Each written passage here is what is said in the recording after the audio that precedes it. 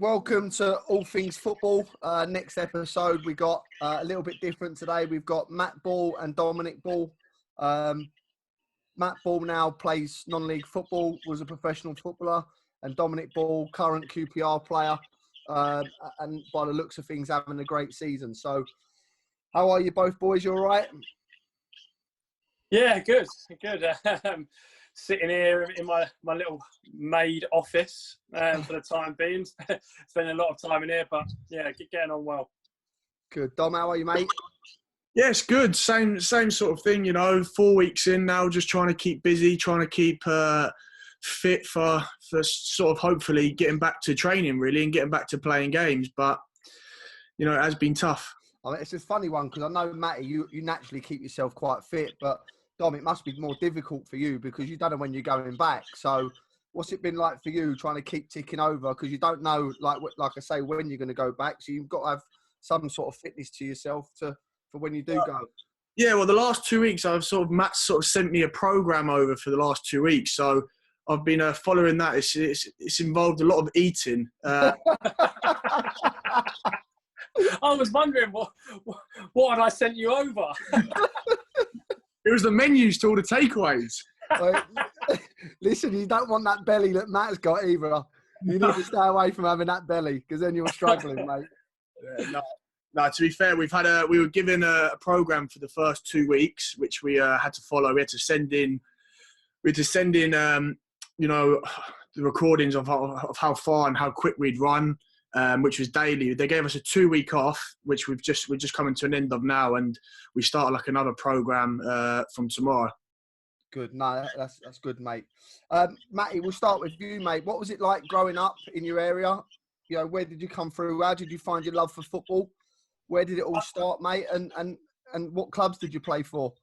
Yeah, so Dad was a big football fan. Always out in the garden kicking from an early age. And it was obviously good having two younger brothers as well, which would kick about with. And, being the older one, I'd always beat them up and bully them. So we were always playing out in the back garden and joined Welling Pegasus from maybe the age under 6, under 7, from quite a young age. Was playing for Welling Pegasus and played for them for 6-7 years. We had a very good team. We won our leagues, won the cups. Didn't ever do anything county wise, and then got spotted by a number of clubs. I think I went on trial at Ipswich, but my dad said it was too far to go, so we didn't pursue that. Went on trial at Spurs, hated it. They asked me to come back at the start of pre-season, and we said no. And that was at the same time Norwich. I've gone on trial for one game. Another boy in my team, Craig Arnott, was on trial there for 6 weeks throughout the summer. Yeah. So it was Bob Harbour that put us forward to Spurs, and then Laird Budge holiday. And I couldn't think of anything better than going up there to play a game of football. I was buzzing for it. Went up there, played one game, sat in the meeting with the academy manager after, and offered me a contract. So from the space of 24 hours, I've gone from playing Sunday League football to then now being part of a really good academy. Why? Just going back quickly, why didn't you not like the Spurs one? Because obviously a lot of young players out there would look at that and think, oh, Tottenham Hotspurs, you can't turn that down, and you did. Well, I did. I never got offered anything. It was I went on trial for like 3 or 4 weeks, played a couple of games, and then didn't really hear anything. Didn't hear anything from them over the summer. And then Bob Harbour rang up my dad and was like, "What's going on? They want Matt to come back in." He's like, "Well, we haven't heard anything." And I never felt appreciated there because I was a trialist. It was sort of like you were a trialist there. Yeah. And probably because they're a top academy. They're like top academy Spurs. So it just didn't suit me or fit me. They already had the likes of Harry Kane, same age, Alex Pritchard. I remember playing with all of them. And the Norwich one was just so quick. It was like, we want him straight away. So at the time, it was, we were just about on the limits of being able to sign there, me and Craig. Yeah. Because of the hour and a half distance. I remember the academy manager, Ricky Martin, who's now academy manager at West Ham. He said to my dad, "Yeah, we're going to have to send the lady at the FA a bunch of flowers to get this over the line." Because I remember we were 93 miles from the training ground, so it was just over the limit or something. But we managed to get, it was done really. Yeah. And how old were you when you got that first contract at Norwich? What was the age? I was 13, so I think I went into the under 14s. Yeah, I think it was. Yeah, it's a good age. And what about you, Dom? How was your first experience of football and growing up, and how did your youth career start? So mine was very well similar to Matt, playing in the garden with him, losing every single competition we played because he wouldn't accept it any differently. And then I obviously joined Welling Pegasus, but I think my first experience was watching Matt play, and that's what sort of got me really excited to get playing. I remember going to a tournament once. Matt was playing, and in the same tournament, he played up front, he played midfield, he played defence, and in the last game I'd seen him, he played in goal, and he saved 2 penalties we saved one of them with his head. And I just remember. How do you remember that? I can't even. It's my first football over behind the ski centre, the ski in Goslin. I remember where it was. Just remember, thinking this guy's like Superman. He's playing every. This is what football's all about. I obviously started playing for Pegasus. I started playing along with Alex Davey, Mason Bush, 2 players that obviously went on to play for Chelsea in the academy and Spurs. Alongside Mason played alongside me. That was our team from under 7s. And then I think what Matt missed out there was that before he signed at Norwich, him and Craig actually went on a trial to Watford. Yeah, I won't tell them that because we didn't get in. But in a way, Matt and Craig doing so well had sort of provided, because the scout at Bob Harper, the scout at Watford, was watching them two and sort of said, have they got any brothers? And my dad said, yeah, look, Matt's brother Dom, he's good. Come and have a look at him. So we all 3 of us were given a 6-week trial at the start of the end of the season, the under 10 season for me, under 12s for Matt. Matt and Craig, I didn't get offered, but they said to me, look, we're not going to offer you anything now. Come back in pre-season. And with it being Watford, it was sort of ideal for me, ideal for mum and dad to go back. So I then went to Watford for a 6 weeks trial, and I remember going into the room and they offered me I think it was a start of under 11s. They offered me a contract, so a 2-year contract basically. How did that work for your parents? Because obviously, Matt, was this the time that you'd virtually gone to Norwich as well? Or was that a little bit later? Because obviously taking both of you to training must have been really difficult. Well, I think we owe a lot to them, to be honest, because throughout when I signed 13 and Dom would have been 11, and we went through the whole academy system up until 18, both of us. So that 7 years, they would have been driving me and Dom here, there, and everywhere. When you obviously got training, so I would have trained Monday nights and then a Thursday down in Hatfield, and then you would have trained on a Saturday and then played on a Sunday. So they would have to take it in turns. So one day, my dad might be driving me to Southampton away, and Mum might be driving Dom to Cheltenham away. So it was tough. It was literally like that. It would have been, very, very stressful and time consuming for them. But it was made easier for the Norwich boys because there was about 5 or 6 of us from Welling Hatfield. Yeah. So, the parents would share journeys, and then Dom obviously started at the Harefield Academy. So they were training during the day while going to the school. Yeah. But they drove us everywhere. And, that thankfully for them, that they were able to give us as much opportunity as we could have hoped for, really. Yeah. I mean, going on to, we'll go back into your career in a bit, Matty, but with Norwich and how you pursued there. But in terms of yours, Dom, it weren't that simple, was it? I mean, you was at Watford until 16 and then got released. Is that right? Yeah, so I was at Watford. Obviously, like Matt said there, we joined the school. So it was the first football school in the UK. Yeah. For any of the top academies. You know, A. Buford was the manager. Mike Warburton was the sort of academy manager pushing it through. And for the first 2 years, it was brilliant. It was, I mean, we had the top coaches. We had Malky Mackay, you had Sean Dyche, Mike Warburton, Nick Cox now, who's one of the academy managers.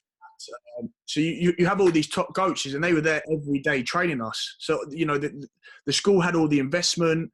There was 40 players, I think it was 40 or 50 players that had sort of been invited to the school from the academy to go there. And we upped our training from 4 hours a week, 4.5 hours a week to maybe 11 hours a week. So it was nearly triple. And the quality was in the sessions, every single session. Like some days we'd miss a lesson to do an 1.5-hour session. And then in the afternoon, like the other boys would join us for the evening session. And the quality was there, which is why it was so good. After the first 2 years, new ownership came in, took a lot of the investment out of the academy. And with that, all the top coaches left. So the final 2 years, it became more of just getting through training. You know, at some points there was maybe one coach training 25 lads. Yeah. It wasn't lost that quality. Yeah, it lost the quality. And I still say now though that those first 2 years improved me and developed me with what I would have done. It would have taken me 4 years to develop because of how much we were doing and the actual quality of the training. The 2 years after, I think I maybe just got comfortable. I was there with my mates, didn't take training as seriously. And although I do still believe that I was good enough for a scholarship, I do think that the best thing for me was actually moving. I know it wasn't my choice. They did release me. There's 4 midfielders. The other 3 were offered. I wasn't offered. So it was tough to take. It was tough to take, having been there with my mates for so long. But I was speaking to my dad the other day, and in a way, there was this feeling that I'd never had before. Driving home from that meeting, that was this sort of this anger, this motivation to go. You know what? I'm going to prove these right. I'm going to prove this club wrong. Yeah. So did you just cut the things? Did you move to the school like literally full time, or was you travelling from home, or did you move into there? No. So this is what I was saying about the investment. The first 2 years. We got cabs that picked us up because obviously there's people from all over. In my cab, there was a lad who was keeper at Gillingham and another lad called Austin. They lived in Baldock and Hitchin. So I was the last pickup at 6:30 in the morning, I think it was, to get to school in Harefield, which is actually where I live now. So we got to school for about 8 o'clock. We did a lesson or two, trained, had lunch, did a few more lessons. Had like the Watford school, the Watford players did like a study period, and then at 5 o'clock we had our evening session, and then the cabs would take us back home. After the first 2 years, the cabs got cancelled. Lunch money got taken away. Kits, we had to sort of we didn't have sponsored kits, and obviously, like I said, the top quality coaching got taken away. So although we didn't live there, we were there 10 hours a day, 11 hours a day. So it's a funny one really, because you get released from Watford and you look at the majority of kids now, they get released and it's like not a downward spiral would be wrong, but if you get released from a Premiership club, you fall to sort of Championship Div 1, you get released from there, you go Div 2, and it falls down like that. But yours is a little bit different. You get released from Watford and you go and sign for Spurs. Like, what was that like? That must be unbelievable. And you've proved the point, really, haven't you, that you can get released from one club and it's not too late to go and sign for a big club like you did. Well, I think, like I said, I had that feeling of I want to prove people wrong. But if I was the best player in our team the last 2 years at Watford, I would have been offered a contract. They wouldn't have been able to let me go. I hadn't been doing that. I had got comfortable. And I think when I had this sort of kick up the arse, like, Dom, you could be back in school next year. You could be back studying school. And I think that sort of gave me a kick up the arse. And from there, I went on 5 trials. Yeah. At Norwich, Ipswich, Leicester, QPR, and Spurs. And I'd already had 3 offers from Norwich, Leicester and QPR going into that Spurs trial. And for me, it was just like, look, just go out there. You've already got 3 offers. This is sort of like, you know, it's sort of a freebie. Like if you get it, if you don't, you've already got 3 options. And I remember going in there the first day, the sessions compared to what I'd been used to was so different. So whereas we'd usually do like a possession box in a 20 meter square, this was like a 5 meter square. There's like 20 lads in the space of this sitting room. That's called a rondo, Dom. I know, but it was, I couldn't do anything. I was like, how am I meant to impress in here? And as it got a bit bigger, I remember I went into sort of in for like a shoulder barge with one of their lads, and he's actually sent me flying across like the whole box. And obviously, because it was raining, I'd slid, and obviously I got up and all the lads are laughing at me. That was my first day on trial at Spurs, and I just thought this couldn't go any worse. Yeah. But I had a good 2 weeks, and the youth team coach, Alex Inglethorpe, he pulled me in and said, Dom, you're doing well, but you're not better than what we've got here. We've already got 14 players like you. You need to show us more. And from that period, the next 2 weeks was probably the best 2 weeks I've had in my football career. There was this motivation. There was like there's no pressure, no fear. All I had to do was to show them that I was better than the players that they already had, and I'd be getting a scholarship at Spurs, which is what I'd done. And then they offered. It's like you said there, though. It is a weird one. A player getting released from Watford and going to Spurs. Yeah. And when the academy manager went to offer me a contract, he sort of said, "Look, we're going to actually have to speak to a few other people first, because we can't really work out why you've been released by Watford and now you're going to be signing for us." Yeah. So he sent the education officer to my school, to speak with the head teacher before they could offer me the contract, because I think the manager was worried if I had a bad attitude or I had behavioural problems, which was the case. I think that just comes down to football's all about opinions as well, don't it, at the end of the day? And you know, what's not right for one person is right for another. So, no, that's superb, mate. Just going back on to Matty now. Obviously, at 16, Matty, you get a scholarship at Norwich. Did you move up there? What was it like? What was your 2-year scholarship like for you? It was unbelievable, to be honest. When I look back at it now, it was a really, really good time for me. Moved up there, moved into digs with a lovely older couple, easy as going, you know, probably had the best digs from, you know, you hear all the boys talking, and that really helped me. Moving in with them, moved in with, you know, 3 other lads, literally, you know, a mile away from the grounds. My first year, in terms of footballing wise, I could have done better, but I was okay. Played a couple of reserve games, and then my second year, I was, you know, had a really, really good season. Top goal scorer, player of the year. Was on the bench for the first team at 17 in the championship. And there was only 2 of us that were offered pro contracts, and one boy was offered a 3rd-year scholarship. And what's that like for the pair of you? I'll start with you first, Matty. When you get that meeting that you know's coming and you get offered a pro, what's that like, that feeling? The thing is that they always said to us, you would know before you walk into that room what you were going to get. Yeah. And you know, you won't be surprised. And I knew walking into that room, into Paul Lambert's office, that he was going to offer me a pro contract. There was no way he couldn't do. But you know, when it actually hit home that everything that you'd ever worked for, you'd actually finally achieved it. And just to hear him say, "Yeah, we're going to offer you a pro contract," was, you know, it was such a good feeling. And I think that was, you know, for me, that was probably my last good feeling in full-time football, because that was like my top goal. And that's where I you know, sort of went downwards afterwards, because I'd never set any other goals. It was just like, and I never had any guidance. Okay, what do you do now? And I remember him sitting me in the office and sort of, you know, showing with his hands that you're here now. You know, you're at the bottom of the ladder. You know, you've just taken a step up. You've got your first pro contract. He said, you're right at the bottom.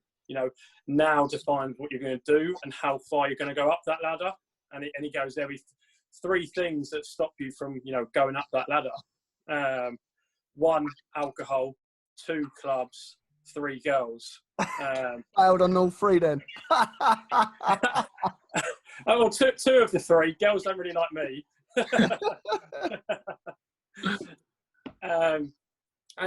And he was so right, but I didn't have probably the mental capacity, if I was honest with myself, to then go and push on higher, because everything I'd done in my second year scholarship was the best. I was the fittest. I was the best technically. I would win games by myself, by the scruff of my neck, pull my teammates through it. I was the captain, so I would make sure that all the jobs were done to a good standard, and everything I'd done was the best. And I remember Ricky Martin again saying, he said it to my dad, it was like, no one can tell Matt what to do. It was like that. And for some reason, and I think about it every night, cry myself to sleep when I've got to get up at 6:30 in the morning to go to work. What changed, really? It's funny because when I spoke to Matty Everington yesterday, he said he was very similar, and he said that he'd put so much effort into getting that first pro contract that when you get it, there's sort of no more goals, and that's sort of what led him into the gambling side, because he had nothing more to focus on. He'd made it to where he needed to go, and I think that's quite a big one. And it's a little similar to what you're saying there. What was it like for you, Dom, getting that first contract? Did you know, like Matty knew that you were going to get it, and what was the feeling like? And it's a massive club. Yeah, so it was what Matt said. You should be going into that meeting knowing what you're going to get. And in my second year scholar, I'd been pushed up to the reserves for a couple months, me and another lad in the team, which sort of meant, you two are doing well. It's very likely you're going to get a pro. I was led to believe that going on my performances in my second year scholar and stepping up, I was led to believe that I would be getting my pro contract. I think what was different with Matt is that Matt was going straight into the first team. This was literally just before the under 23s was brought. So I was going into an under 23. So the jump I wasn't going to be going into a first team changing room. And when I went into the meeting, I was going in there, expecting to get a pro. There'd only been one lad that had got it early, and I was going in expecting to get a pro contract. And when I went in there, I came out. It was probably the toughest day of my career to date, because instead of offering me a pro contract, they offered me a third-year scholarship. Right.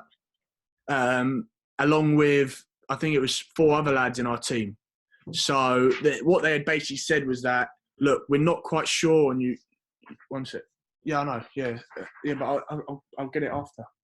Yeah, I'll get it after. Sorry. What was I? Just talk about when you got you got offered a third year before. Yeah, so they only gave 1 extra pro out. So there was 2 lads that got pros, and then there was 5 of us that got offered third year scholars. They basically were saying, look, we're not sure on you yet. And I'd worked harder than any player in that team in my scholarship. I was out on the pitch training more than everyone. I was in the gym more. I was performing what I believe was a lot better than the most of the lads. I mean, I was pushed up to the reserves. So all of this, I was led to believe that I was going to be getting a pro. Do you remember the fight that we had? This is what. So I came home. I cried in that meeting. Really? I couldn't say anything. Like I was always brought up saying, there's no reason to cry for football. This is football. But I cried in that meeting. I'm nearly 18 years old. I was crying my eyes out. I then got in my car, drove home, and it was dangerous for me to be driving because I was that upset. Got home, sat down with Mum and Dad, and I burst out crying again because when I was released by Watford, like, it was tough, but for me, I don't know if I fully deserve. I hadn't worked as hard as I had it at Spurs. Yeah, I got that. That was, to this day, it still was the toughest day I had. And I got home. Obviously, Mum and Dad had gone out. Matt was in the front room, and for some reason he changed the channel. It's probably the only one time where I was close to. I thought at that point you could kill me. Yeah. Yeah, I wanted to kill him because he changed the channel. Was it because he's Norwich kid, just giving it at the time? What I said, you got what you deserved. That's what I said. That's nice. That was just me being sort of like look, you've still got something there. Yeah. Maybe you have to reevaluate what you've been doing and what, like, you know, you've got to take that extra step further. And that was me being sort of like the hard older brother, just being realistic with him and not bullshitting him, and saying you've got that for a reason. Yeah. And I think obviously Dom didn't take it the best way, obviously because how he was. But I think in the work that he'd done over the next few months, it was the realism that he maybe needed. Yeah. And I think he proved a lot of people at Spurs, that he was deserved of a pro contract. And that's, what was it, 2 months, Dom, after that? You got it? We had I think what you're saying there, what I had argued with, which is what you, when you were being realistic with me, was that what the club had said is, and I'd gone back to them and said, look, I've worked the hardest. They said, this is a business. Like, just working hard, of course, is the base of everyone being here. It's now at this level, it's about how good you actually are. So regardless of how much work you've actually done, that should be a given. You should be working as hard as you can at everything you do to make it. The difference here with what level you play will actually be how good you are. And I think that like you said, I hadn't done as well as I thought I had. And I went into the summer even more motivated than when I'd been released by Watford. And we were on our family holiday in Cyprus, and I decided I was going to write down every single part of my game, sort of judge myself. I even asked Mum, Dad, Phil, Matt, whatever, what they thought about me in every area. And I sort of said to myself, you know what? There's going to be no more excuses. I'm not going to put any blame on anyone, and I'm going to sort of take responsibility of my future back. So I went in the summer as fitter than anyone else. I was working on every single area of my game for that first 2 months, and I got offered my pro after we played Chelsea reserves. So, I mean, in my team, it was Harry Kane, Andros Townsend, Tom Carroll, Ryan Fredericks, Kevin Stewart. Who else was there? There was a few. Ryan Mason. There was a few big players in their team. They had Nathan Aki, Loftus-Cheek, Christensen, and it was sort of like a surprise that I was playing because everyone else is a bit older. They'd played first team football. We're talking about some of the best players at our age in this game, and we won the game 4-2, and I had a very good game. So the next day at training, Les Ferdinand sort of called me in up to the canteen, and it was him, Tim Sherwood, and Chris Ramsey. They're sort of having a laugh, having lunch, and they just sort of said, look, you've done really well. We're actually sort of in a way, look, we should have given you your pro. You've proved that to us, so we're going to backdate your pro, and yeah, there's your pro contract. Good. This is the one for Matty, really. Do you think the disappointment that Dom's had in his career in terms of young, to where you hadn't really received any disappointment? You probably had knocks along the way, don't get me wrong, but you've gone 14 into Norwich, scholarship, pro, made it. Dom's gone 16, released by Watford, got a deal, thinks he's getting a pro, don't get a pro, gets a third year. Do you think that probably made him who he is today and probably made you not fight as hard for what you had and to let that go? Yeah, it's an easy excuse to make, but I think I always had yeses. Everything, walking in, getting my contract, getting my next contract, getting my scholarship, getting, and everything was early. Everything, here's your scholarship early, It was like I'd always got yeses. But I always was driven for those yeses, but there was nothing after my first pro contract was like, I remember there was no other goal after that. There was nothing I could drive towards. And the only way I can explain it is that when you're a youth team player, you're coming in at 8:30 every day. You may be leaving at 4 or 5 o'clock. Yeah. As a pro, I moved into the first team dressing room, and Norwich were now in the Premier League. Yeah. So you're playing with, training with Premier League players, and the standards are a lot higher. And they were allowed to come in at 10 o'clock, and probably at the start of the season, I was still getting in at 8:30, but then I'd come in at 8:45, 9, and by the end of it, I was probably coming in at 9:59. And I remember, because there was no reserves, which really didn't help me. There was either the under-18s or the first team. We had a reserve team, but we were losing 5-0 to Arsenal, who had 4 international captains playing in their team, and 6-0 to Newcastle and 4-0 to Liverpool, because we didn't really play the first team players in it. So I only had a handful of games that season, but I would wait until the first team have left at like 1 o'clock on a Friday. I'll be in the bath in the first team dressing room. Can't wait for them to go, just so I can go home. Yeah. And be on the motorway on the A11 driving home to come and see my family and friends. So I'd then have the whole of Friday evening, Saturday, Sunday at home and not doing any work. And I probably got a little bit better playing football with the first team, but I didn't go up as quickly as what I needed to. I didn't get as good as what I should have got. This is what I'll go into about both your moves in a minute and why you went to Stevenage, Matt, and then some of your loan moves, Dom. But for the both of you, why do you think it didn't quite work out of getting into the first team at Norwich and Spurs? Why do you think you just fell that little bit short? Was it just, I think I was speaking to Darren Curry the other day, and he just said the level was just that much better. And you know how good Darren Curry was as a player, but technically he's probably one of the most gifted players out there. But he did just fall short from the Premier League. He said it was just too quick for him, too powerful. Dom, you're at a great age now, mate, where you can kick into that. But what do you think just fell short at Spurs, and the same for you, Matty? Where do you think you just fell short at Norwich for not getting into that first team and breaking right in there? Especially for you, Matt, at breaking in at sort of 17 and sitting on the bench.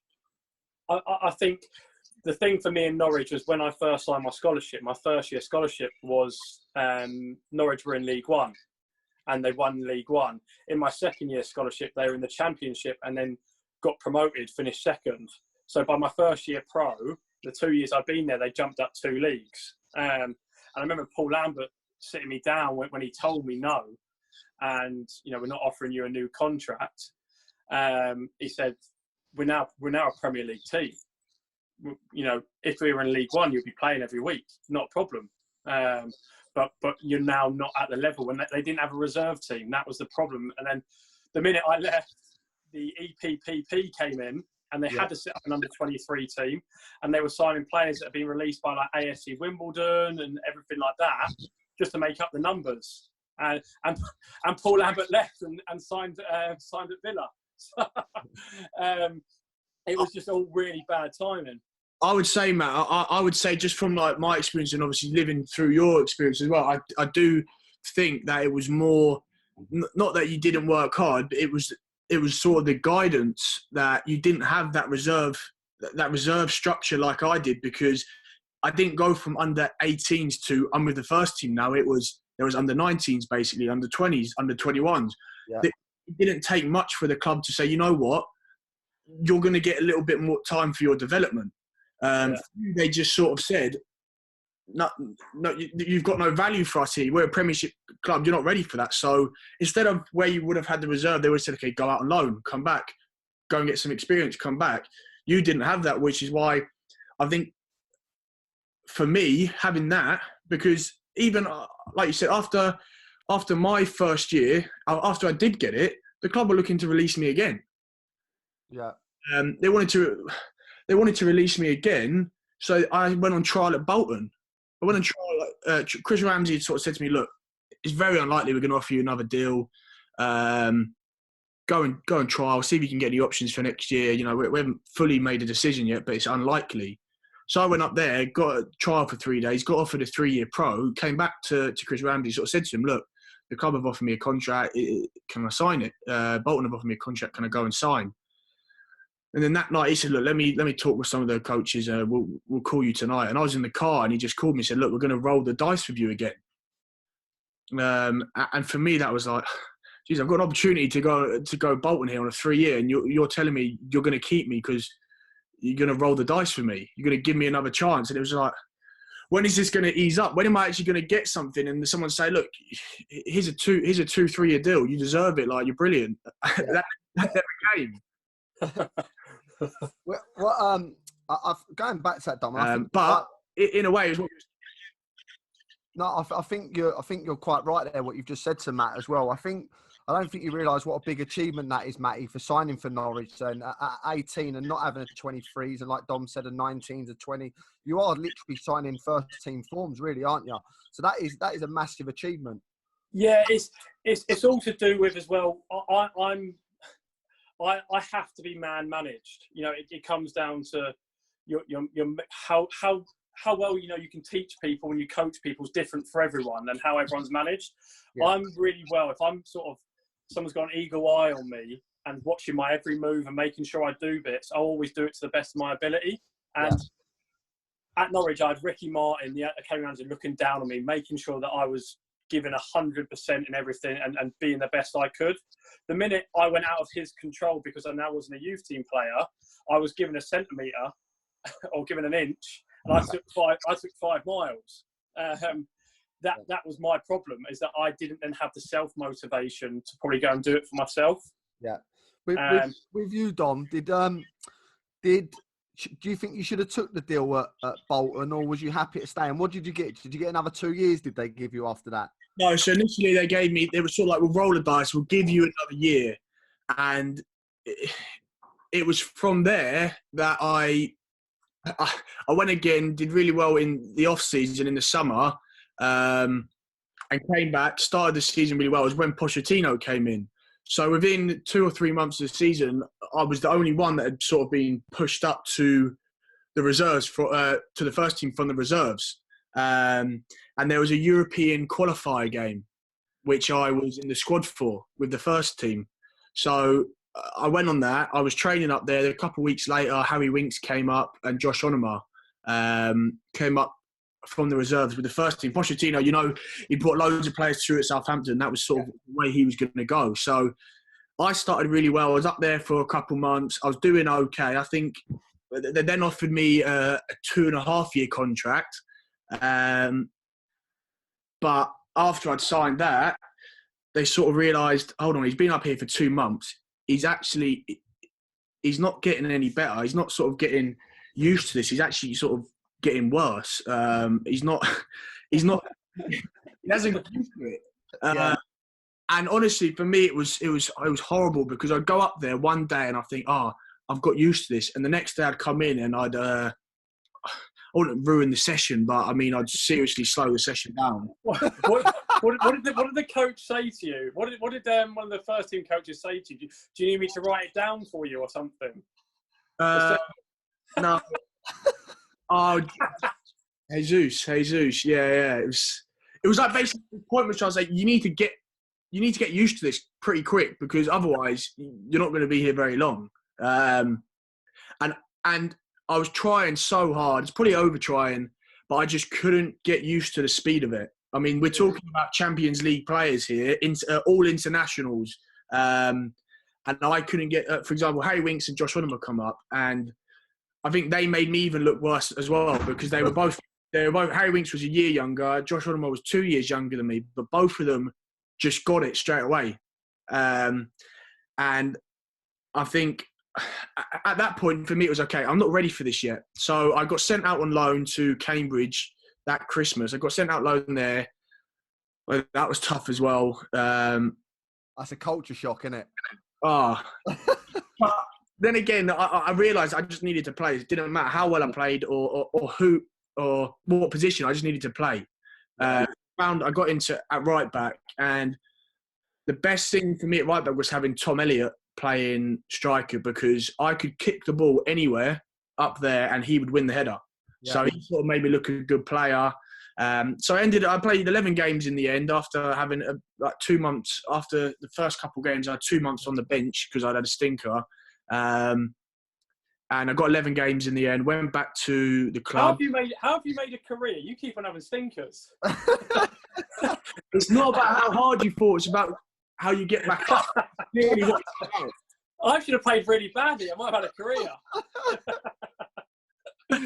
I've actually had so many stinkers. Honestly, just going on that, I mean, when I used to play, if I had a bad game, it probably does me as a manager as well a little bit. Like, if the boys have a bad game or get beat, it takes me days and days to get over it, especially as a player. I mean, I really struggled. If I had a bad game, I really seriously struggled to get back going again. And it probably affected me a little bit in my career because I was probably always in awe of. I used to play with a few players that had been a pro, and the way they'd have a bad game, and honestly, they would not even lose sleep over it. And I mean, I couldn't sleep for days if I had a bad game. What was it like for you, Dom? Are you like that, or? I was. So say obviously when I was released from Spurs, when I got offered a third year, my whole lifestyle changed from there. So I said to myself, that's it. I'm going to go and I'm going to do every single thing in my power now to get a. I'm going to do every single thing in my power now to sort of succeed at this club. So keep forgetting what you're going to say. Dad keeps walking in showing me things. What? Remember Dad keep coming in showing me things. Life of a footballer. I actually, that was it. The bad games. So when I started becoming very intense, like trying to be a 24-hour pro, I used to kill myself over bad games. It would send me on a 2-month spiral of a lack of confidence. And I started working with a psychologist to sort of help these things. But the psychologist helped a lot in that sort of period between 19 and sort of 22 for me. It did help. But then I became too intense. I started overthinking it, and I think what you're saying now is that the best players that you said they wouldn't lose sleep over it. Yeah. Me now, I can have a laugh about not have a laugh about a bad game, but it's gone. Yeah, it's gone. Next one. Yeah. 5 good games. You have one bad game. It doesn't make you a bad player overnight. You just had a bad game. Yeah. There's things that are out of your control. You have a bad game. Hands up. Move on. Yeah. What about you, Matty? How do you deal with it? See, I was the complete opposite. I've always enjoyed training.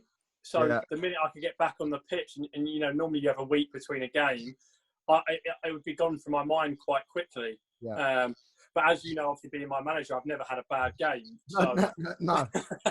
No, listen, what I admire about you, Matty, you're very similar to how I played, and we'll go into a little story about me and you playing against each other. But I mean, I was very much, I'd like to get on the football and try and dominate games by being on the ball. And I think if I was one of them, if I'd give away the first 3 or 4, that's me, done. But what I admire about you, because you're always looking for that killer ball, that weldy ball that can go and win you a game, you're one of them. If you do it 3 or 4 times, it don't come off, you won't be afraid to do it on the 5th time to see if it comes off. And I think that's impressive, you know, and that's what stands out for me with yourself. And whether you was like that as a pro, I don't know, but I think it's important as players now. You have to be like that. I was always like that. I always wanted to do something extraordinary or something out, you know, something that would make everyone go wow. And like the best thing I've probably done in my first year pro was at Norwich, when every Thursday we, like the reserve or like the players that weren't in the starting 11, we would be the other team. So we would be Arsenal, Man United, Chelsea, whoever it was, and they would play the shape they play, so the first team can play around us. But, you know, there was one session we were Arsenal and Cully, the Kings Lynn manager now, Ian Culverhouse, he was the assistant manager at Norwich at the time. And he told me to go and play in a holding midfield role. And I remember I got the ball and dual past 2 or 3 of the players, and I saw John Ruddy off the line. So from about the halfway line, I just shot.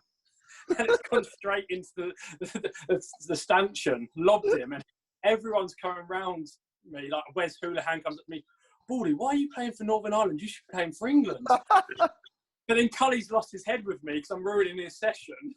Because, as it always is, the reserves always step up their game, don't they? They want to prove a point while they're not playing. Yeah. And in that exact same session as well, I'm taking free kicks with my left foot because I've got to be Robin Van Persie.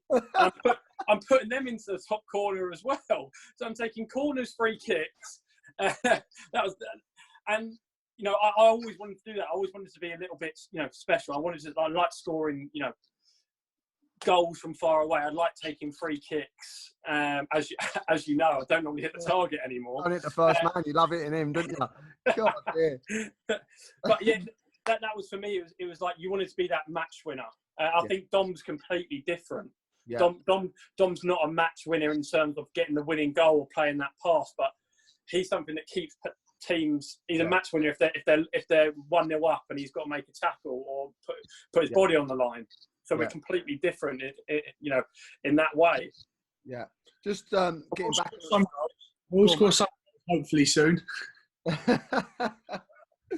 Just getting back onto your careers then. So, Matty, you leave Norwich and you go to Stevenage. How did that come about and why didn't that work out?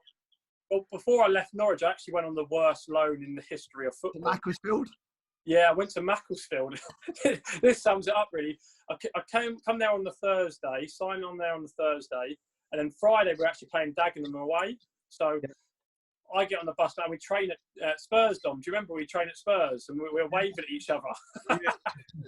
Oh, there's my brother. And then I was on the bench because I'd only been there for a couple of days, which was fine. And the manager actually came to me and said, well, before that, I just signed because it was a loan. And then when I looked at it, I remember lying up in bed on Wednesday night in Macclesfield. I think they hadn't won in 15 games. I was like, oh no, what have I got myself into here? And we lost 2-0 to Dagenham. And the manager said to me, look, you're going to be starting Tuesday. We need someone to change this around for us. He got sacked on the Sunday. So Brian Horton came in and just said he weren't going to play the loan players. Just literally said that, you know, we weren't going to play him. I was actually rooming with Matt Smith, who just scored a hat-trick only a couple of months ago for Millwall in the Championship. And he just didn't want to play us. Just didn't want to play us. They lost every game since. And then I went back to Norwich and got released, and then ended up, I had, you know, went to the exit trials and had an agent working with me who wasn't very good, who didn't really care. And no, actually, we split ties before that because he didn't agree with me going on loan. He wanted me just to sit in Norwich, and then signed with Jamie Vardy's agent, John Morris, who's really, really top agent. And I had 7, 8, 9, 10 clubs that wanted to take me on trial, but Stevenage was my preferred one because it was only down the road, and you know I miss living at home and all my friends, my family, and it sort of made sense. And I thought, and maybe a bad decision from me at the time, with once again not much guidance, was I should go and sign for a first team and try and play first team football rather than under 21s, under 23 football. Yeah. So I remember turning up at Stevenage and all the players had their kits on, and they handed, it must be about maybe 7 or 8 of us trialists. Those like retro old school, like a bright red trialist tops. So we just stood out like sore thumbs. Like it was us 8 red trialists, like with full red kits. It must have been like primary school kits, you know, back in the day in like the 1990s. And so we done that, and I didn't get picked to play the first pre-season game. It was at Boreham Wood, and I went into the manager's office and I said, look, I've got a chance to go on trial somewhere else. I can't remember who it was. It might have been like Brighton or Huddersfield or somewhere like that. I'm just going to go because you're obviously not. And he goes, look, no, I do really like you. And Gary Smith was really, really good with me, to be fair. And he said, come and play on Tuesday in the game at Eastbourne. I want you to come and play in that. And without knowing it, I'd actually sort of put a seed into his head that I've got other options. Yeah. You know, and that I'm a good player. And went to Eastbourne on a Tuesday night, and I ran the game for 90 minutes. I played it really, really well. And I remember all the coaches were all over me after the game. They literally offered me in the bar afterwards, just saying, we'll get Leon Hunter to give you a call tomorrow. And then it was all about the money, you know, discussing money. They didn't offer me a great contract, but we were playing, I think, Spurs on the Thursday night. And I really wanted to play on it, and they gave it, well, if you don't sign now, you won't play in the game. So I was like, all right, I'll sign this. But then I didn't even sign anything because they just said, okay, we've agreed it now. So I didn't sign anything, but played in the game, and I remember playing against Sigurdsson, and he moved about 4 or 5 times just to get on the ball and pass it back to someone. And I was like, this is some level, this is. Yeah. Played there, and that time at Stevenage, they were really on the up. The new training ground had just come in. We'd moved into that. Gary Smith was playing some good football, which, not really renowned for Stevenage. And we were sitting, I think, second at Christmas. And I didn't play, but I'd been on the bench, must have been 10, 15 times. And I travelled to every game, and I was part of the first team squad. Yeah. But because we were all our games were either 1-0 wins or 2-1 wins. We were punching above our weight, and there was no chance for him to go and play me because the players that were playing were, ex-Arsenal boys, James Dunn and Anthony Grant, ex-Chelsea, who are both good League One footballers and are still playing at the level now. And I just couldn't break my way into the team. And then, then I started to hate football. Gary Smith got sacked. I went on loan to Farnborough, and then Graham Wesley came in. He made me hate football even more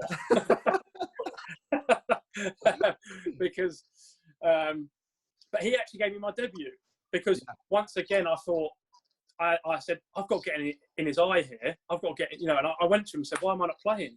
Why am I not playing? And I'd stay out after training every day and try and kick a ball into a bin, and I never got it in once, but. It didn't matter because it was what I looked like to him. Yeah, but of course. Maybe I was doing it for the wrong reasons. Maybe I was just doing that to get in his eye. But I believe you had to do it. Maybe it wasn't to get better myself. Yeah. And I finally played at Swindon away and made my league debut in front of like 10,000 fans, and only played 10 or 15 minutes, but played really, really well. Came on, and then started the final game of the season. And done well, I thought. And before I'd even come back for pre-season, so I hadn't even been sort of come back fat, they were like, yeah, we're not taking you on pre-season tour. And I was just like, what have I done now? But I ended up going on the tour and everything, but Wesley decided that he was going to bring in his players and that he was going to play them. And to be honest, I wasn't his type of footballer. Yeah, anyone could tell you that. Yeah. And, went on loan to Boreham Woods. And then the manager messed me around there. I mean, I think it was the best thing since sliced bread when I signed there. He rang me after you played. If I get this right, this is unbelievable because it was about 5 years ago. You played Tonbridge Angels on your debut. Yeah. Scored 2 goals. Is that right? Scored 2, should have got a hat-trick. I've got to get a life. But anyway, I remember he rang me, said, I've signed this lad, Matt Ball. He's probably the ugliest geezer you've ever seen. He didn't say that, but he said, I've signed this lad, Matt Ball. He said, he's the best Conference South player I've ever seen. And that was his word. He rated you that highly. But obviously, I mean, we'll go back into your non-league in a bit. But, I mean, listen, some clubs it just doesn't work out for, doesn't it? And like you say, if you're the fit of the manager, then you've got a great chance. If you're not, it ain't going to work. Yeah, exactly. So Dom, going into you, mate, obviously you play in front of 3,000-4,000 people at Cambridge United, and then you get a move to Glasgow Rangers. I mean, that is just something that dreams are made of, surely, mate, in front of 40,000 most weeks. And if I'm right in saying, I think you're from a background of Celtic, so what was that like going to Rangers, and how was that for you, mate? That must be a dream come true. So I think I did before I went there. I was obviously sitting in the changing room. Every single player was going on loan, and I hadn't been asked to go on a loan. So I was just thinking, like, when is this going to come? And obviously, Mark Warburton had got the job at Rangers. They were in the 2nd division up there.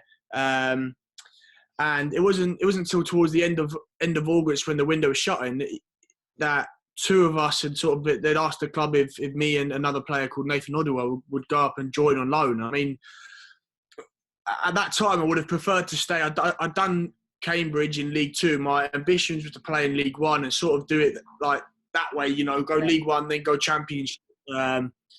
But nothing had really come about. And having played under Mark Warburton before, and knowing obviously, you know, Rangers is a big club, I thought it was actually the only option. So I went up there, and I think initially I was a bit like, this is Scottish football, this is Glasgow, what's this going to be like? Is this going to be...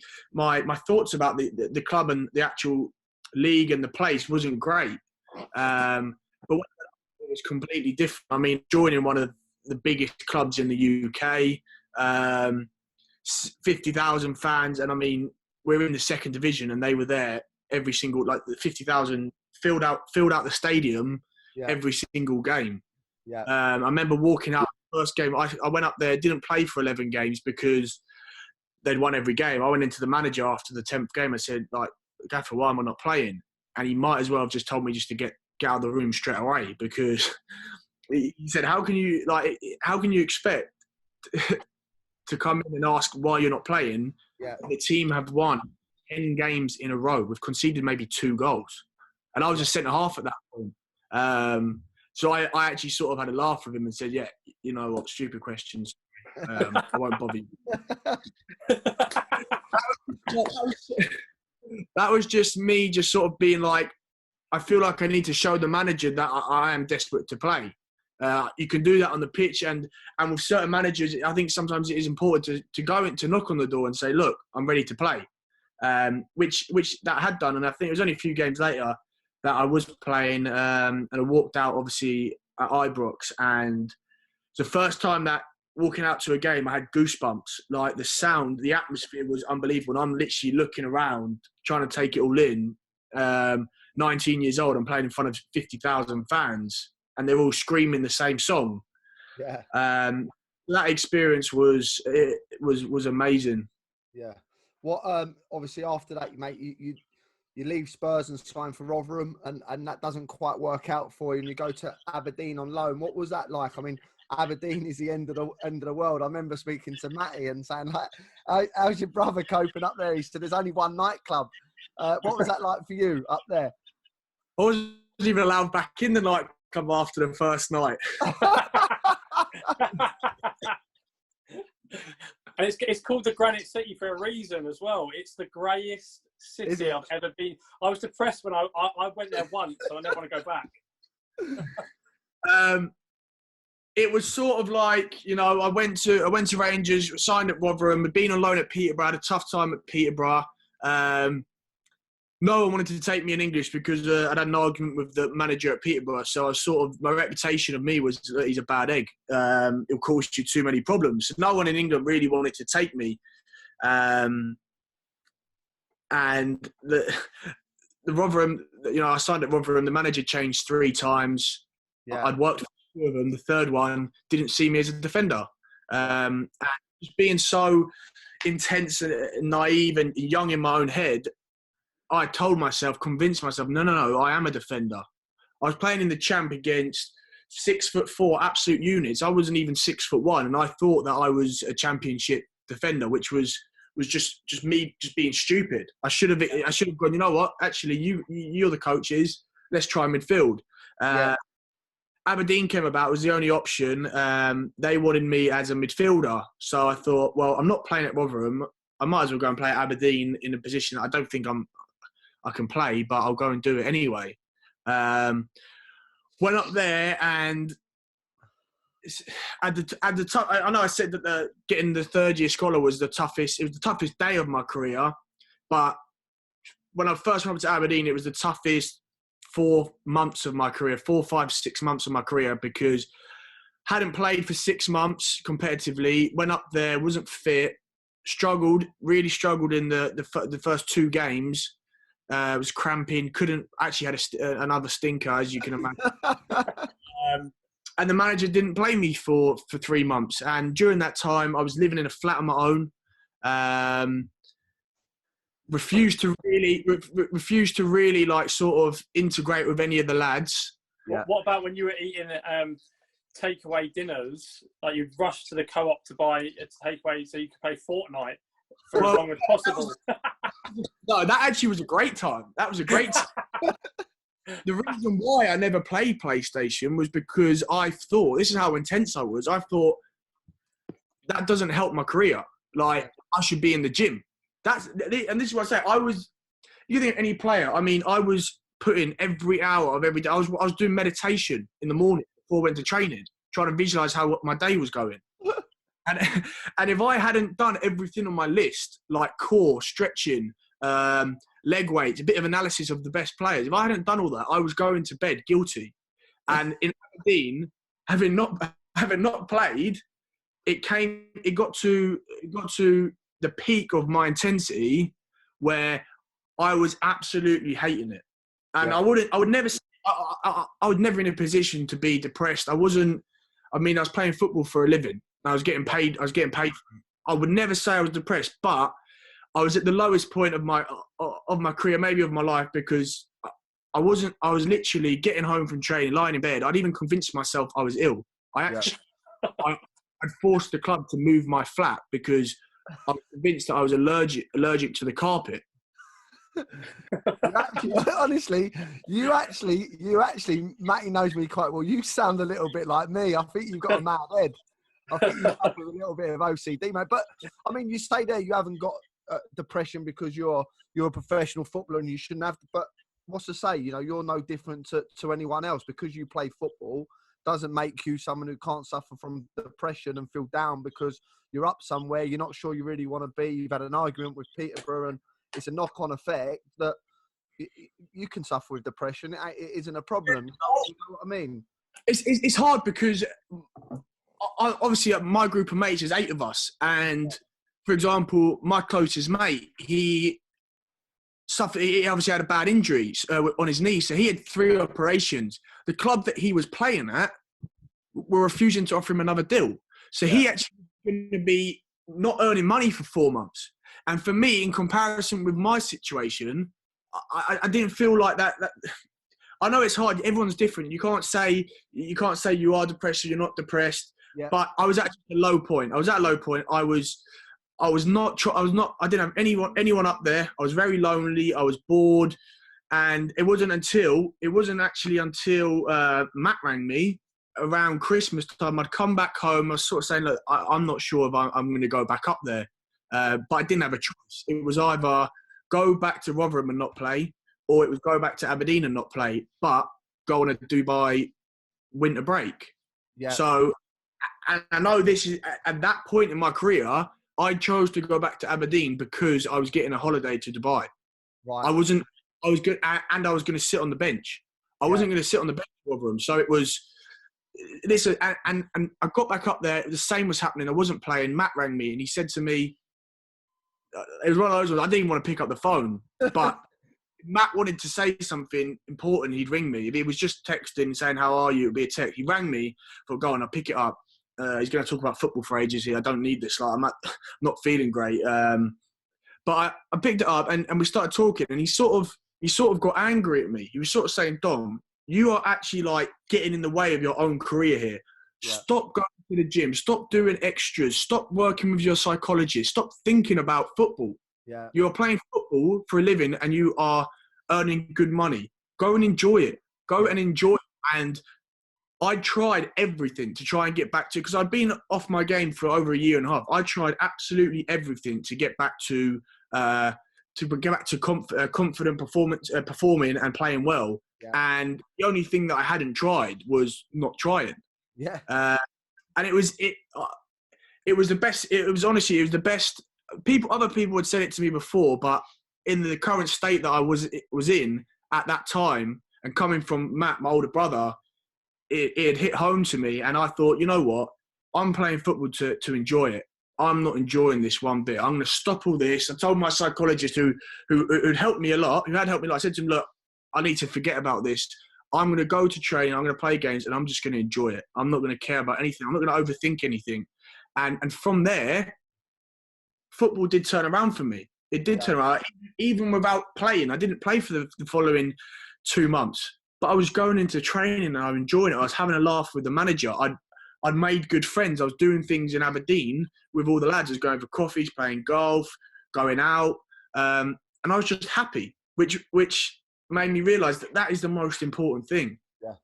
And from there, I got my chance, and I wasn't going into the game thinking I've got to be amazing here. It was just go out and enjoy the game. Just go and have fun and stop playing with so much fear and so much pressure. And I did that, and I played the rest of the season with Aberdeen, which is why I went back up there the following year. I think I love what you say there, and that's unbelievable advice from Matty, because I think the reason why we all play football when we're kids is because we love it, and that gets taken away from you sometimes. And this is why I've said it a few times now on these podcasts, that this is why me in academy football I struggle with from such a young age, because you lose that enjoyment so young now with the pressure of contracts at 8, 9 and 10 and the pressure from parents. And I think that's such a key thing that you said there about even when the times are tough, you've got to remember why you played football from the start. And that was because you loved it and enjoyed it, and playing with a smile on your face is what it's all about. Yeah. I think with me, because, you always say, what I enjoyed so much about football was winning. Matt would be in the same. Matt was a born winner. We had that in the garden. The reason we loved playing football is because we wanted to win. Yeah. As you come through the academy and you do come through the 23s, you sort of forget that. And even when you go out on loan, it's sort of like a development. It's a development sort of loan. You're trying to better yourself. And at the clubs that I was at, it was all about you need to improve. You need to improve yourself. You need to develop. And I completely lost that enjoyment of winning. It wasn't until that stage at Aberdeen where the manager and the whole style of the team was, we don't really care how we play, we just want to win. And I found that winning mentality back, which I'd lost for years, and I found the enjoyment. Yeah, no, that's brilliant, mate. Both of you, well, no, actually, just going on to Dom, obviously, Aberdeen comes to an end, and this is what your story's so good, really, because I remember speaking to Matt, and Matt was saying, I think he needs to go and get a League One, League Two club now, go and play every single week and get back to playing and getting himself on the map in England. And next thing I look at Sky Sports News and he's signed for QPR. And listen, mate, you're having a great season. You are playing virtually week in, week out. How did that come about? And it's been a great move for you, hasn't it? And you proved Matty wrong as well. I think what Matt said was, and actually what the intention was to go to League. I hadn't really done it in League One. I hadn't done it in the Championship. So for me, having done it and sort of comparing where I was at to in the SPL was to League One. It was now the next in my career to earn that Championship move was to go and really do it in League One, play 40 games a season for 2 years, because then we're going straight into a Championship team to play. Yeah. But to be honest, I was sitting in the summer, I'd been released from Rotherham. The option at Aberdeen was there, but I'd been there for 2 years, and I really wanted to sort of get back home. It didn't, not exactly just around London, but I wanted to get back home. And Mark Warburton obviously went to QPR, and for me, it was just like, hey, this could really work for me. And to be honest, I didn't have any other options. It was QPR and Aberdeen, and I think. I think it was obvious having actually, I was able to sort of live at home, play in the Championship under a manager that plays my style of football and actually knows me and trusts me. Yeah, it won it every day. And although there was always the worry, look, am I actually going to play that much? Am I going to play in comparison with a lot of the other players? Well, that was up to me. And I think I went in there and I sort of had a really good pre-season, sort of proved a few people, because a lot of people didn't even know who I was, unfortunately, and I had a lot to prove. And I think each game I've played, each run of games that I've had, I've only gone and got better. And I mean, the last 8 games is probably been the peak of my career. Yeah. Just going back to you, Matty, it's a funny one with you, mate, because you fall into non-league football. Why do you think, I have my opinion on this, and I'll tell you my opinion in a minute, but why do you think you never really kick back on, mate? I got into a horrible routine, and for a stage, I didn't enjoy football, and I struggled to adapt to non-league football, because I'm a very, technical player, want to pass the ball. And for most of, the years in non-league football now is I'm really good between August and October and sort of the back end of the season. But I've always struggled when the pitches get all muddy and wet and it's cold. It's not so nice, and now you've got to do the horrible stuff and the ugly stuff. I think only the last couple of seasons, I've now been able to adapt to it. Yeah, I think I really I always thought before, once again, that in your first few years in non-league that I was going to go and play higher again. Yeah. I thought I was going to go and play. I thought I could go and do that. Now I just go out and play non-league to try and win football games and try and have a good laugh with my teammates I think and enjoy it. There's a few things for me with you. One, I've always warned everyone about you around the Christmas period because you do like a Christmas party. So that's one thing. but on a serious note, I think technically you're as good as anything, and I mean that in non-league football. I'll put you up against anyone.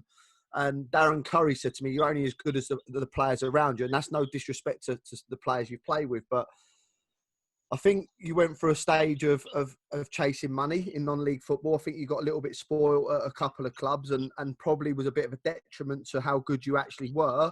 Because if you'd have gone and maybe played at one or two other clubs and didn't chase that money, I think you'd have kicked on. But also, I look back now as my time as manager, and you playing for me. And I played you last year in the 10, and I played you out on the wing because you've always been renowned as a match winner. But I actually think you've become a match winner playing in the 4.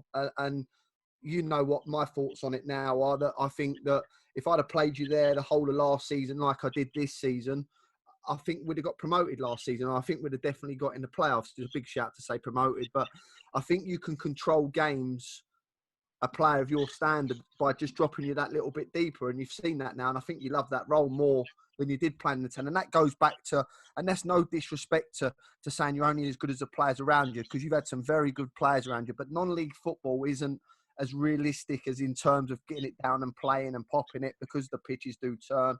Whether you know what it's like, first thing people say is go and do Matt Ball in the 10. It changes. It's not that way.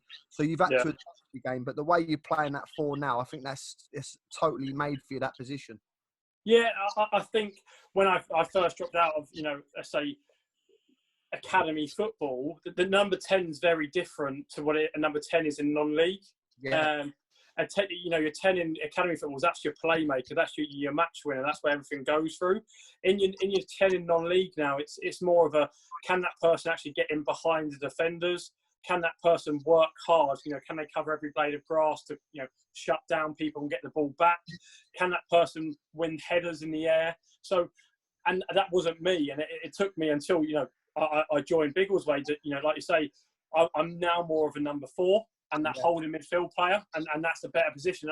I think what I'll do now in the next 4 or 5 years until my legs give up on me.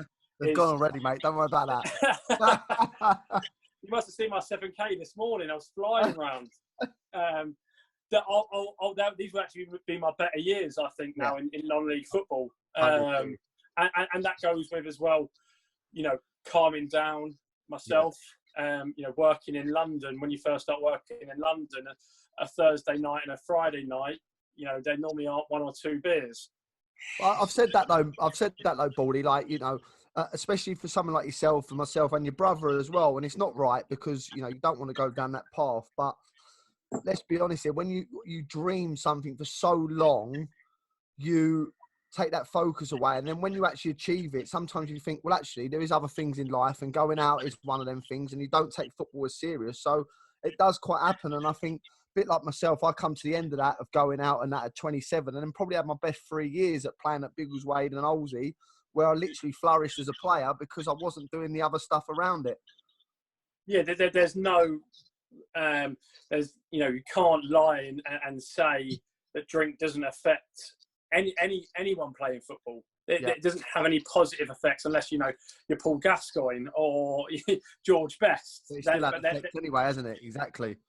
But it does. That it will catch up with you at some point. It may not catch up with you that first week or that second week, but it will do. And I learned that I couldn't go and have 1 or 2 beers, and my personality was, I've got to not go to the pub because I'll stay at that pub until I've had 12, 13 beers. And I know that myself, but I didn't know that previously. I thought I can go and have 1 and 2 and then go home and rest up for football the next day. But it took me to actually realise, well, no, you can't do that anymore. Like, you know, if you want to, and you've got to care about what you're doing. And at one stage in non-league, like you say, I was probably picking up my money and not really caring. Whereas now I care what, you know, people are paying me money, you know, to produce, to, you know, play football, win football games, and I have that respect now, which I didn't have for non-league. I agree with that. I think as well that you lost your reputation probably as a money person, but not only that, as I think you'd lost your shape and the way you carried yourself a little bit. And I remember when someone said to me about signing you last year, I was a little bit reluctant at first because I said, have you seen how fat he is? But I remember meeting in your pub and I said, listen, I'll go and have a chat. And it was so refreshing to see that how hard you work to get yourself back enjoying football, mate. And I think that's a testament to you, because I don't care what any level you play, if you let yourself go. And, you know, I really think you've pulled your reputation back, mate. And, you know, any club now in non-league football is lucky to have you, because you're a very talented player, you're a very, very good player, and you like your football again. And just seeing you and smiling and enjoying it again is nice to see, mate. And I think that's, like you say, it's the whole thing about non-league is, you know, you have that 90 minutes on a Saturday or a Tuesday night, but I never got the non-league, you know, going in the bar afterwards and integrating with the fans or speaking with the chairman, because everyone's so tight-knit, or saying hello to the volunteers that are all so big in non-league football. And it took me a few years to really understand that. And that's why you see so many, you know, football league professional or not professionals, like young lads who drop out of the game. They can't grasp non-league because it's so different. And you have to say hello to everyone. You have to make time to speak to everyone. You have to be that presence. And I really started to understand that and really like that part of non-league now. The football part of it's great, but the other part, it's a family. And for any club, if they get 50 fans or they get 500 fans, you've got to try your best to be integrated with that. Yeah, I totally agree, mate. Just before I go into a quick fire round of questions, just Dom, talk me through and how did you feel about this, mate? You played for Northern Ireland growing up, both of you, and then you switch and play for England. How did that work out? I'll tell you a better story, Lee, before he does. Go on, so, we first time we're in the Northern Ireland under-21 squad together, and we've actually been picked to go and play Cyprus away. And because it was like the end of May, we were going on a family holiday to May anyway. In May. So mum and dad were out there with my younger brother, and we were just going to go to the football camp and then meet them afterwards. And they were obviously going to come and watch the game. So we've gone there, and I think I'm going to start. I've definitely got to start. You know, and I don't start, and you don't start either, Dom, do you? You don't. But you're neither of us. Not both of us. And we lose against the worst Cyprus team I've ever seen. But like they beat us 3-0. Like, and I don't get on. I think, Dom, you get on, don't you? He puts you on it towards the end. So you get registered to play for Northern Ireland. So he puts Dom on for maybe a few, and we get beaten by a not very good Cyprus team. And then after the game, I've gone in. I've had a blazing row with Stephen Robinson, who's now the Motherwell manager, and just said, like, how haven't I played? And why haven't I played? He goes, well, you played 2 games at the last of the season, and this other lad played 3 games at the end of the season. I was like, how are you picking a team on that? But, you know, I was like, all right, okay, look, I just don't agree, whatever. I'm gone out, and my mum and dad's out there, and Michael O'Neill, the first team Northern Ireland managers, come and watched it. He must have thought, we've got no hope of these not coming through. But my mum being my mum, she's gone up to him and gone, how have my 2 boys not played? Like it's an under-8s game. How have you not picked my 2 boys to play? And he goes, sorry, he goes, Matt and Dom. And he goes, well, if they're so good, go and take him to play for England because they're obviously not good enough to play for Republic of Ireland.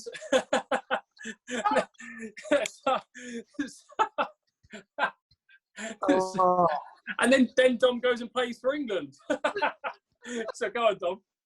So so obviously the period that I got offered the third year, I'd come back in, I was flying, they'd offered me the pro, and I was just doing really well. And Tim Sherwood sort of said to me, like, I think at the time, as a reserve, they wanted to sort of increase every player's value to get them good loans, to get them into first team. They sort of said to me, why did you not ever look to play for England? And I said, well, Northern Ireland asked when I was 14 to play for the under-16, so Matt was playing for them. My older brother, it sort of made sense. I said, well, look, leave it with me. I'll see what I can do. The next, 2 or 3 weeks later, I think it was Noel Blake. Noel Blake was the under-19s manager. He sort of came and met me and said, look, we want to change your allegiance. We want you to come and play for us. So I sort of rang Northern Ireland and sort of said, look, I'm going to go play for England, to the under-19s and Stevie Robinson. They obviously said, no, look, you should stay. There's a chance to play the first team here. And then Michael O'Neill rang me and he sort of said, Dom, look, you should stay. You'll get a chance here. He was the first team manager. He said, look, you're in our plans to play for the first team. And I was just thinking to the year before when he literally just said to my mum, hold on a second. He sort of said, "Well, take him to England because he isn't going to play for Republic." Take him to Republic because he's not going to play for England. Sorry. Yeah, that's what it was, wasn't it? Take him to the Republic. He's not going to play for England. Yeah. So, so I then obviously had to wait for my allegiance to change, which took ages, and I was actually struggling at Spurs. It was the same sort of time where the club had said to me, because I was not playing well, they sort of said to me, look, we're not going to offer you a contract, so go on trial. So I went on trial at Bolton, got offered. A week or so later, the club had I got a call from the FA saying, look, you've been you're called up to the March international team for the under-19s. So 2 weeks ago, I was getting released and I was trialling at Bolton. The 2 weeks later, the club had offered me a new contract and I was going to play. And I was like, I've been playing terrible. Finally, a bit of luck.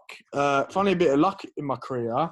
I went there. There was big squads. I mean, we had, I think was it Luke? No, Luke Shaw was above that. But we had Chambers, John Swift, Lewis Baker. We had Jordan Ibe, Callum Robinson. All players that are playing sort of Prem and Champ now. And I got on the last 10 minutes. So it was amazing. I mean, under 19s, I just changed. This game came out of nowhere. I wasn't even playing that well, and I played 15 minutes and done well. And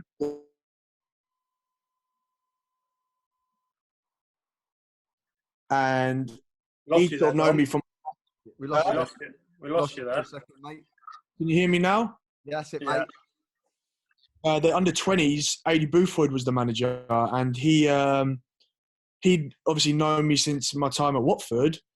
So I played every single game there at under 20s. I think we played maybe 10 games. I played every single game. We won every single game. But then you get the step up to under 21s, which under 21s now is made up of any player playing in the Premiership and some maybe in the Championship. Yeah. I was playing for Rangers and then Rotherham.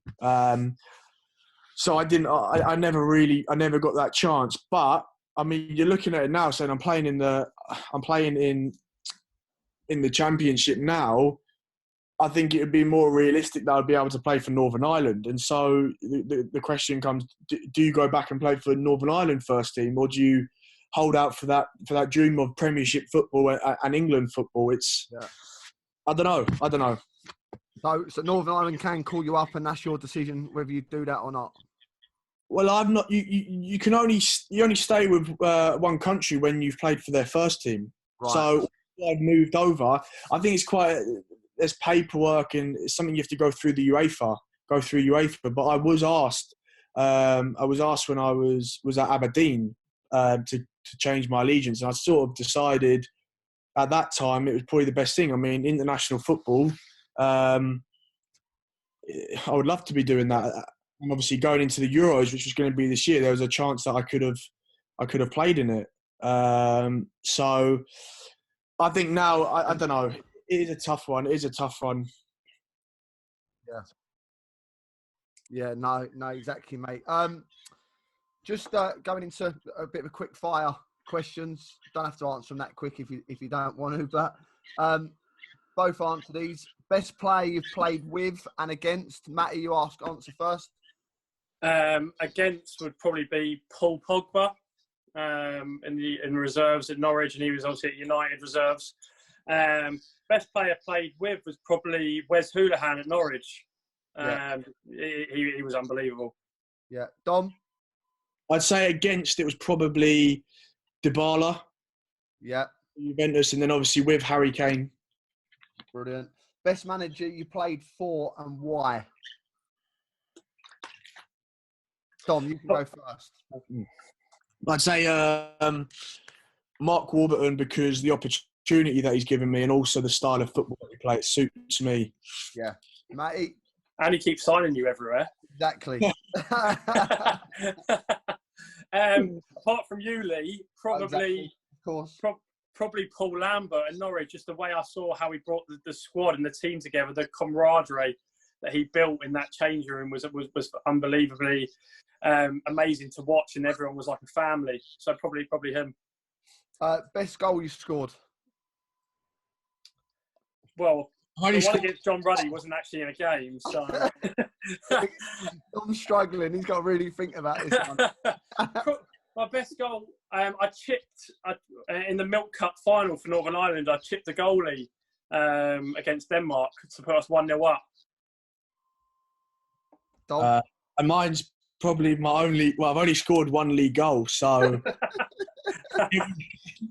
it was probably my shoulder header at Peterborough, which was my only goal. So you got to start getting in the box, mate. No, I'm not allowed. Right. Who's better, Dominic Ball or Matt Ball? Me. It's a hard question. Who's got more? Who's got the last 7 years? Who's got more quality? Who's more technical? Yes. I'd say Matt. Who's got more desire? Oh, Dom. Yeah, Dom. I like this one. Who's your parents' favourite, Matt Ball or Dominic Ball? None of us, Phil. No, I think it's Matt. I've moved out for too long now. I don't actually think that they like me that much. I'm living with 4 weeks. I'll tell you a story, right? We had a game last year, and I love that your dad comes and watches most games. I think your mum come to a game last year, and we got a coach. I think it was on the way home from Fylde. Yeah, it was. And Matt had a few beers on the way home, and he's like telling all the boys, "Yeah, I'm out tonight. I'm going out. Yeah, I'll meet you." And we got to the car park of the ground, and he got off the coach, and his mum summons him to the car, and he got his bag and had to walk off and get in his mum and dad's car and go up. We've actually got it in our house. It's a running joke.